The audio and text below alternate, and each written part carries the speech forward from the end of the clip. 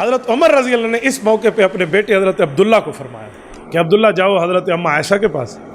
انہوں نے کہا کہ جو روضہ اقدس ہے نا رسول اللہ کی قبر مبارک حضرت ابوبکر کی ہے، میں چاہتا ہوں میں اپنے انہی ساتھیوں کے ساتھ دفن ہو جاؤں، مجھے اجازت دے دیں. تو حضرت عبداللہ گئے تو حضرت عمر رضی اللہ عنہ کی یہ بات حضرت اماں عائشہ کو بتائی تو حضرت اماں نے فرمایا جی بالکل ٹھیک ہے، میں اجازت دے رہی.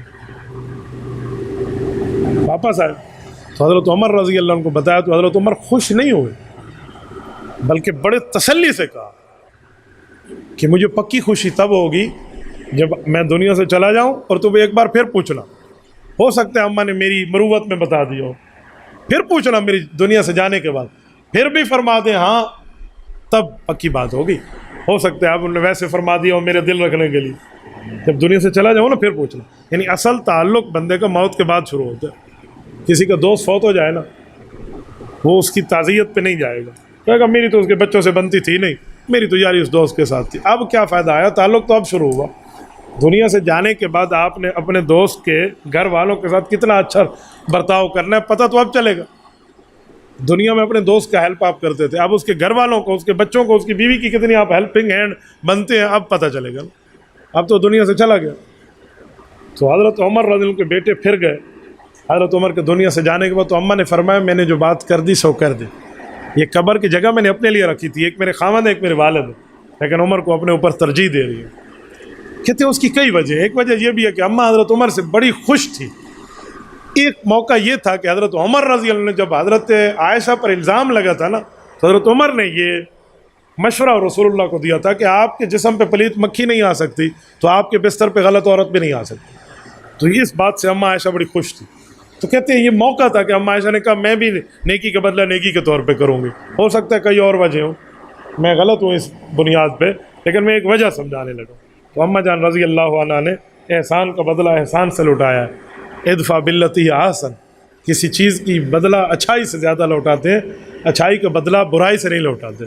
ہماری سرائکی میں ایک بڑی مثال مشہور ہے نا، جی کو مہور نہیں آتے، یعنی اچھائی کو برائی سے جواب نہیں دیتے. تو حضرت عائشہ سے اجازت لی اور حضرت عمر کی قبر بن گئی. کچھ لوگوں کے اس پر بھی سوال اٹھتا ہے. ایک بد نصیب نے ہم سے پوچھا کہ مولویو تمہارا عقیدہ ٹوٹ گیا. بھی کیوں ٹوٹ گیا، کیسے ٹوٹا؟ کہ ابو بکر صدیق کے لیے تو کہتے ہو انہوں نے حضور سے اجازت لی تھی میں یہاں دفن ہوں یا نہ ہوں، تو اس کے لیے قبر سے آواز آئی ادخل الحبیب الی الحبیب، دوست کو دوست کے پاس پہنچا دو. تو حضرت عمر بھی تو حضور سے اجازت لیتے، حضرت عمر اماں عائشہ سے کیوں لے رہے؟ اس کا سے پتہ چلا ایسے ایسے باتیں سناتے یہ بھی. یعنی سوال بھی خود اور جواب بھی خود اور منصف بھی خود اور جج بھی خود اور وکیل بھی خود. یہ بڑی مشکل کام ہے. سوال کے ساتھ کوئی جواب، بندہ دوسرے سے کچھ پوچھے بھی تو صحیح یار آپ بتا دیں، فوراً لوگ چڑھائی کر دیتے بھائی سے یہ ٹوٹ گیا. اتنا جلدی اہل سنت والجماعت آپ سے شکست کھانے والے لوگ نہیں ہیں. یہ اہل حق ہے، ان کے پاس دلائل بنے بنائے اللہ کے رسول سے آئے ہیں، کچھ جیب سے نہیں بنائے. اپنی طرف سے ہم نے بنایا تو ہم کہتے ہیں یہاں غلطی ہو گئی، اتنا مکالا مال بیٹھے نہیں ڈسنا، ہم غلطی کہتے. جو بات اللہ رسول سے آئی ہے وہ کیسے ٹوٹے گی؟ اللہ رسول کا آرڈر اور لوہے کا گارڈر آپ توڑ کے دکھاؤ تو ایسے نہیں ٹوٹتا. کسی کے دماغ میں سمجھنا ہے یہ ہو سکتا ہے. میں نے کہا حضرت عمر نے اماں عائشہ سے اجازت لی روزہ میں دفن ہونے کے لیے، ابو بکر نے اللہ کے رسول سے لی، یہ دونوں باتیں ٹھیک ہیں. حضرت ابو بکر صدیق جب وفات پانے لگے نا، امام راضی نے سورۃ کاف کی آیت نمبر 11 فضربنا علی آذانہم فی الکہف سنین عددا، اس کے تحت لکھا ہے کہ حضرت ابو بکر نے وصیت کی کہ میری چارپائی حضور کے روزے کے سامنے رکھنا اور کہنا آپ کا غلام آیا، اگر اجازت ملے دفن کرنا، ورنہ مجھے مسلمانوں قبرستان میں دفن کرنا. یہ بہت بڑی بات ہے ابو بکر صدیق نے جو کی ہے. اس کو تاریخ الخلفاء میں امام سیوطی بھی لائے ہیں، اور تفسیر کبیر میں امام فخر الدین رازی جیسا آدمی، المتوفی 606 ہجری، یعنی آج سے تقریباً کوئی 900 سال 800 سال پہلے کا بندہ ہے، جو اس وقت قرآن کی تفسیر میں اس کو ذکر کر رہے ہیں ابن عساکر رحمہ اللہ کے حوالے سے. تو حضرت ابو بکر صدیق کی اس وصیت پہ عمل ہوا اور صحابہ لے گئے اور سلام پڑھا روزہ رسول پہ.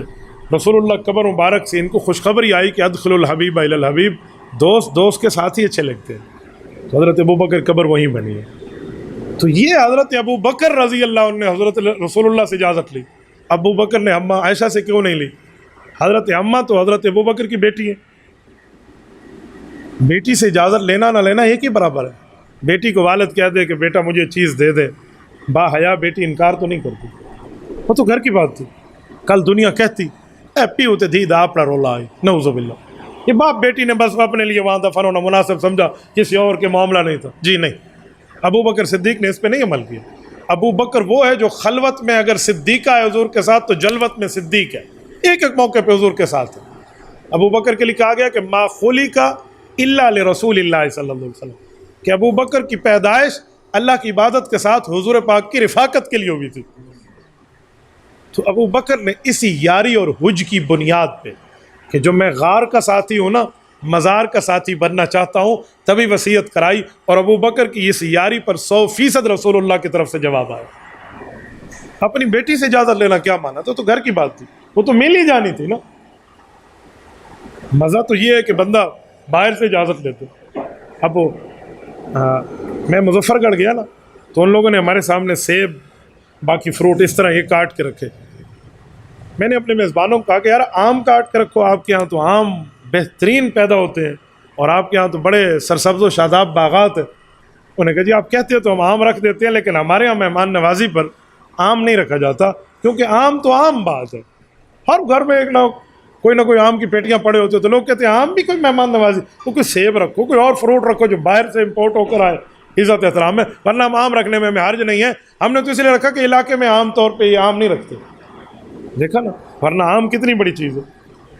لیکن وہ اپنے طور پہ نہیں رکھتے, کیوں, وہ کہتے ہیں کہ باہر کی چیز منگائیں تاکہ مہمان نوازی اچھے طریقے سے ہو. تو ابو بکر صدیق گھر سے اجازت لے سکتے تھے, نو ایشو, لیکن انہوں نے ایک ایسا طریقہ اختیار کیا کہ امت مسلمہ کے سامنے ایک معاملہ آ گیا. اس کا ایک جواب ہے, اس کے کئی جواب ہیں. کیونکہ ابو بکر نے حضور کے وفات کے وقت کہا تھا حضور پاک وفات پا گئے ہیں, اللہ رب العزت زندہ ہے اور اللہ ہمارا خالق و مالک ہے. رسول اللہ دنیا سے رخصت ہو گئے ہیں. حضور کی وفات کا اعلان کیا اور ساتھ کہا رسول اللہ پر 2 موتیں جمع نہیں ہوں گی. حضرت مولانا احمد علی سہارنپوری نے بخاری شریف کی اسی حاشیے پہ لکھا ہے کہ 2 موتیں جمع نہ ہونے کا معنی یہ قبر میں پیغمبر زندہ رہیں گے. تو ابو بکر نے جو کہا تھا خطبے میں, اس وقت صدیق بطور قائل صدیق تھا, کہنے کے طور پہ. اب وصیت کر کے ابو بکر بطور فاعل صدیق ہے, کیونکہ قول اور فعل صدیق کا ایک ہوتا ہے. تو جو کہا تھا وہاں سے حیات, اور جو ابو بکر نے وصیت کر کے عمل کرا ہے وہاں سے بھی حیات کو ثبوت ہے. تو ابو بکر نے اسی لیے رسول اللہ سے اجازت لی. لیکن اماں عائشہ جو ہیں, یہ بھی تو مالکہ قابضہ ہے نا اس جگہ کی. حضور پاک علیہ السلام نے روزہ اپنی بیویوں کو حضور نے ان کے گھر ہبہ کر دیے تھے, یہ بھی آپ کو پتہ ہو.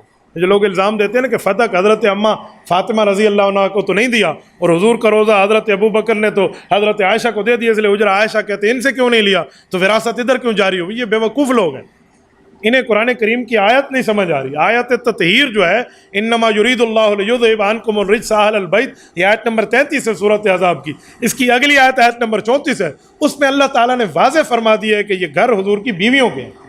انہیں آیت تطہیر سمجھ آتی ہے, آیت تملیک سمجھ نہیں آتی. رب کریم فرماتے ہیں وَاذْكُرْنَ مَا يُتْلَى فِي بُيُوتِكُنَّ مِنْ آیَاتِ اللَّهِ وَالْحِکْمَةِ إِنَّ اللَّهَ كَانَ لَطِیفًا خَبِیرًا, کہ نبی کی بیوی جو تمہارے گھر میں قرآن اتر رہا ہے اس کو پڑھو, اللہ رب العزت تمہیں اجر اور ثواب دے گا. تو میرے دوستو, نبی کی بیویوں کو اللہ نے فرمایا تمہارے گھر, فی بیوتکن, فی بیوت النبی نہیں, فی بیوتکم نہیں.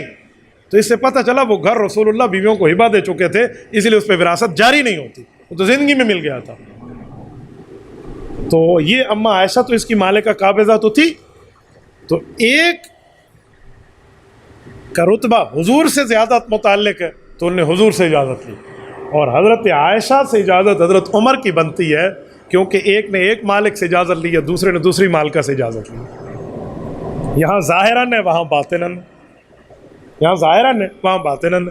وہاں انہوں نے اجازت لی حضور سے, حضور پاک کا بھی تو ایک تعلق ہے اس روزہ کے ساتھ, اور ان نے اجازت لی اماں عائشہ سے, اور اماں عائشہ کا تو ہے یہی گھر, تو اس لیے دونوں مالکوں سے دونوں نے اجازت لی, اور ان کی قبور مطہرہ آج بھی اس روزہ میں.